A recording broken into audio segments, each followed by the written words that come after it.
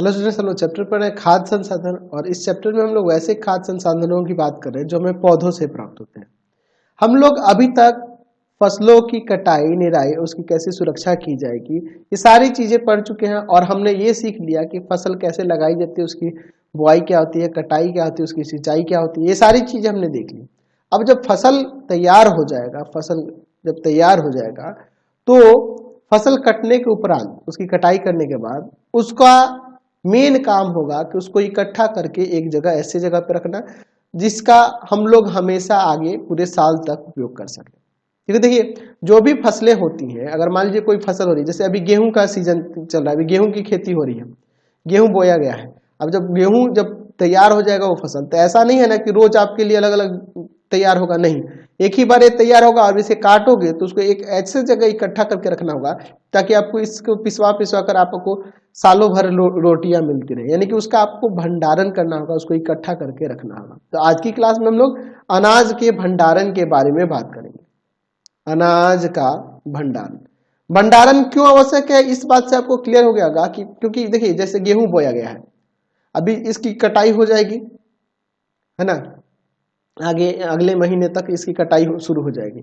तो जब कटाई जब शुरू हो जाएगी, जब इसकी गेहूं की कटाई हो जाएगी, मार्च तक, होली के समय तक कटाई हो जाती है। तो जब गेहूं की कटाई होगी तो भाई जब गेहूं की जब कटाई हो जाएगी तो उसको आप क्या करेंगे, उसको एक जगह पे स्टोर करेंगे। अब देखते ना घरों में क्या होता है, जैसे मेरे ही घर पे, मैं मेरे घर पे एक ऐसा रूम है जिसमें थोड़ा बहुत भूसा रख के हम लोग क्या करते हैं कि गेहूं को बोरियों में भर के उसके अंदर रख देते हैं। तो मैं इसमें कौन सी टेक्निक यूज हो रहा है कि भूसा में रखने से क्या होगा कि उसमें कोई कीड़ा वगैरह नहीं लगेगा और मेरा अनाज जो है, गेहूं जो था, सुरक्षित रहेगा, सुरक्षित रहेगा, कोई कीड़ा वगैरह नहीं लगेगा, हमेशा भूसा गर्म रहता है। तो एक्चुअल में हमें क्या करना होगा, उसको एक ऐसे जगह पे रखना होगा ताकि वो सही से रह सके, वो बर्बाद ना हो, यानी कि सुरक्षित भंडारण करना हमें जरूरी है अनाज का।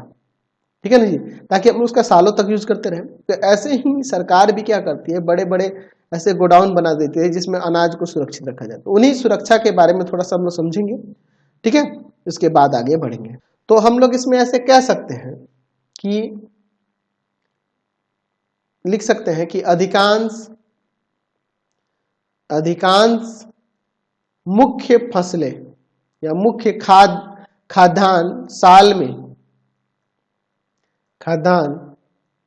में एक बार काटी जाती है, एक बार काटी जाती है। ये भोजन उत्पाद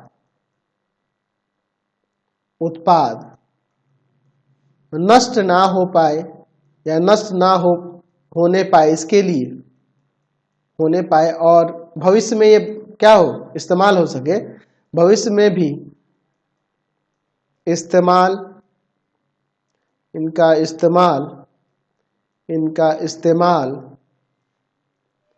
इस्तेमाल होता रहे, इसीलिए आवश्यक है कि इन भोजन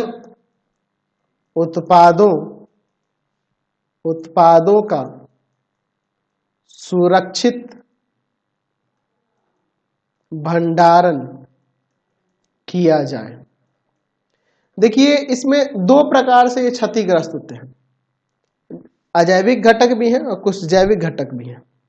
अजैविक घटक मतलब कि जैसे नमी के कारण, तापमान के कारण। अजैविक घटक मतलब कोई कीड़ा मकोड़ा लग गया, घून लग गया, है ना जी, फफूंद लग गया, कवक लग गया, इन सब के कारण जो होगा, ठीक है ना जी, चूहा खा रहा है, खरगोश खा रहा है, उससे। तो यहाँ पे आप चाहो तो लिख सकते हैं कि भंडारण के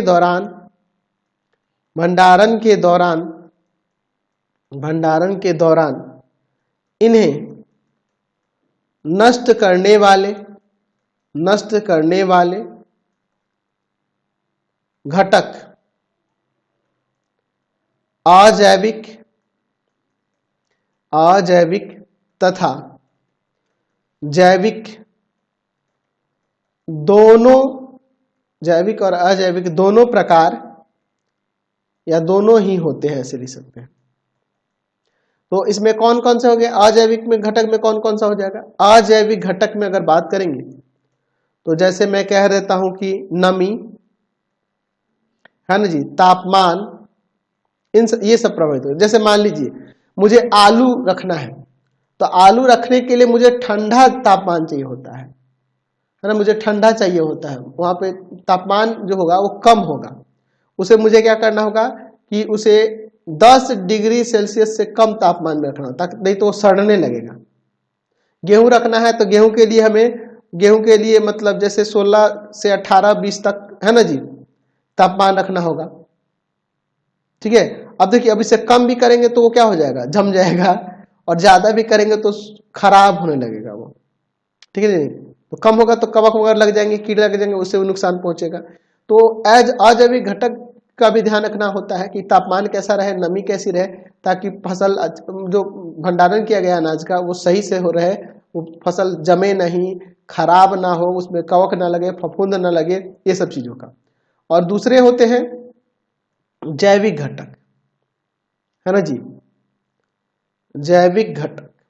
तो जैविक घटक में कौन कौन से आ जाएंगे, कोई कीड़े वगैरह हो गए, कीट आ गए, कीट आ गए, है ना जी, कोई पशु हो गई, पशु भी नुकसान पहुंचा, जैसे बकरी वगैरह हो गया, चूहा हो गया, चिड़िया हो गई, ये सब है ना जी। इसमें देखते हैं ना, ये कॉमन चीज हो जाता है जिसे हम लोग कहते हैं घून, ये कीट में ही आ जाएगा, घून लग जाता है। ये सब चीजें क्या होती है, अनाज को क्या करते हैं जी, बर्बाद करते हैं, उसको सड़ा देते हैं, है ना।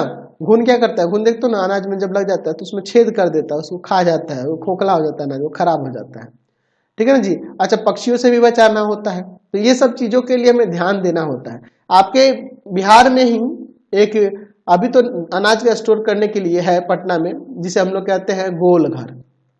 गोल घर क्या है, एक्चुअल में एक स्टोर रूम ही बनाया गया, गोल बहुत बड़ा स्टोर रूम बनाया गया। उसमें बिहार में जितने भी सरकार अनाज खरीदते हैं, तो ऐसा नहीं है कि सब उसी में रखती है, बहुत जगह प्लेस बन गया है अनाज को स्टोर करने के लिए, गोडाउन बन गया है। लेकिन एक गोल घर भी क्या है, अनाज को स्टोर करने के लिए ही एक रखा गया है। इसमें क्या होता है, अनाज को स्टोर करके रखा जाता है, और सरकार उसको समय समय पे, है ना जी, देखते हो ना जी, उसको बंटवाती है गांव देहात में सस्ते दामों में, है ना जी, लोगों के लिए, व्यक्तियों के लिए, है ना जी, गरीब लोगों के लिए वो बंटवाया जाता है ना जी। आप देखे हुए हैं। अब देखिए हम लोग समान तरीके से, अगर मान लीजिए आपके घर में कुछ अनाज खेती होता है, उसमें अनाज जो बचता है, तो उसके लिए क्या करना होगा, हम लोग अच्छे, जैसे गेहूं ही हुआ तो मैं क्या करूंगा कि गेहूं को अच्छी तरह से सुखाकर, ठीक है, और उसमें aluminium phosphide, aluminium phosphide, phosphide की बनी गोली उसमें अनाज में एक पैकेट में बनाकर उसमें डाल दी जाती है, जिससे क्या होता है, वो पीड़क नाशक होता है ना जी, पीड़ों उसमें कीड़ा वगैरह जो होंगे उसको मार देगा। ठीक है ना जी। तो इस चीज को आपको ध्यान रखना होगा, यानी कि अनाज को अच्छी तरह से सुखाना होगा, और फिर उसको क्या करना होगा जी, उसको उसमें एल्युमिनियम फॉस्फाइड की गोली उसमें निश्चित मात्रा में डालकर उसको क्या करेंगे, भूसा में डाल देंगे, या कहीं ऐसे जगह पे रखेंगे जहाँ सुरक्षित रहे आपका अनाज, चूहे वगैरह ना लगे। तो इस तरह से हम लोग अनाज का भंडारण कर सकते हैं। चाहो तो आप इसमें ये पॉइंट लिख सकते हो, यहाँ पे मैं यहाँ पे पॉइंट लिख देता हूँ। हम लोग यहाँ पे लिख सकते हैं कि, यहाँ पे लिख सकते हैं कि भंडारण के पहले हम लोग क्या करना होगा जी, लिख सकते हैं कि अनाज के भंडारण से पहले अनाज को अच्छी तरह से सुखाना चाहिए,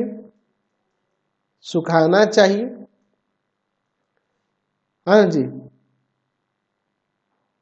अच्छी तरह से सुखाना चाहिए, और उसमें एल्युमिनियम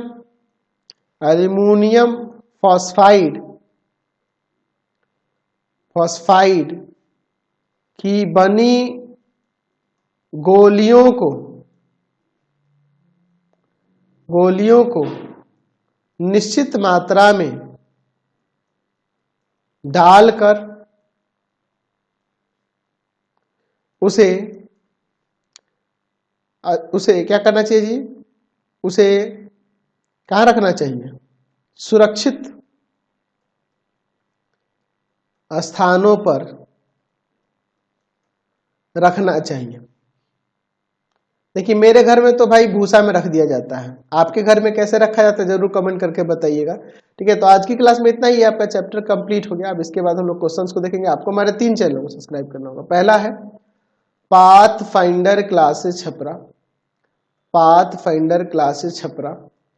दूसरा है आपके पास भारती भवन रविकांत सर, भारती भवन रविकांत सर, रविकांत सर। और तीसरा चैनल है Ravikant sir, Ravikant sir R D Sharma solution, R D Sharma solution. तीनों चैनलों को सब्सक्राइब कर लेंगे। इससे रिलेटेड वीडियो के लिए सीधे डिस्क्रिप्शन में जाएंगे, इससे रिलेटेड नोट्स के लिए गूगल पे जाकर सर्च करेंगे www.ravikantsir.in और यहाँ जाकर आप सभी क्लासेस के नोट्स, उनके पीडीएफ को डाउनलोड कर सकते हैं, पढ़ सकते हैं। इंस्टाग्राम और फेसबुक पे जाकर पाथफाइंडर क्लास से को लाइक एंड फॉलो करना नहीं बुक करें बोलेंगे। Thanks for watching the video. Comment करके जरूर बताएं कि हमारे चैनल के वीडियोस आप सभी को कैसे लगते हैं। Thanks for watching.